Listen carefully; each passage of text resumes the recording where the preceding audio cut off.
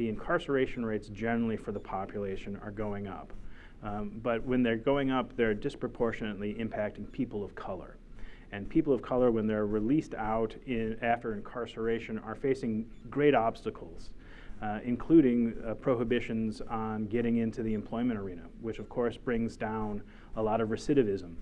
And so what we discussed today is what steps, both on the federal level and on the state level, employers and employees can take to ensure that they're not discriminating against employees on the basis of their arrest and conviction record.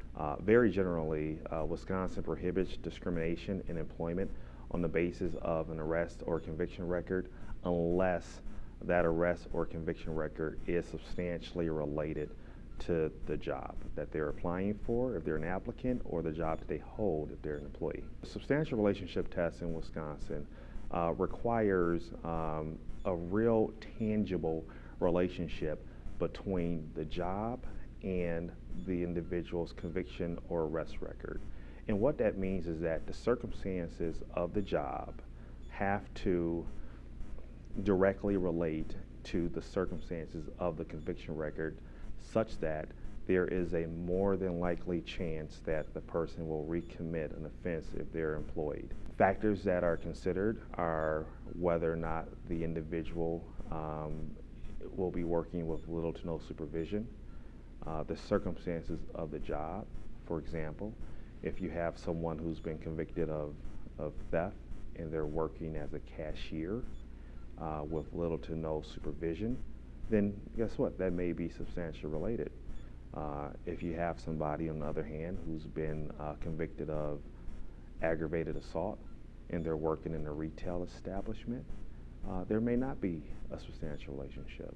It basically requires a real tangible relationship between the job and the conviction record. Typically when I'm counseling an employee who's applying for a job, what we're typically looking for is that they're being truthful in their application, so they're putting down all of their arrests or convictions as might be pertinent. And that when they're going through the process, they're taking contemporaneous notes of who they're meeting, maybe if it's a group interview, or who their interviewers are. Because oftentimes when they get screened out as part of a background check, it's because of their arrest and conviction record. And if we can show that they were qualified for the job and that the job was not substantially related to the circumstances of their pending arrests or convictions, then oftentimes discrimination has occurred, and we can work with them to file a complaint and enforce their rights. The substantial relationship analysis is typically applied as an after-the-fact affirmative defense or defense against liability by employers. That analysis in most of Wisconsin does not need to take place at the time of the adverse employment action. And by adverse employment action, I'm talking about a failure to promote, or a termination, or a refusal to hire.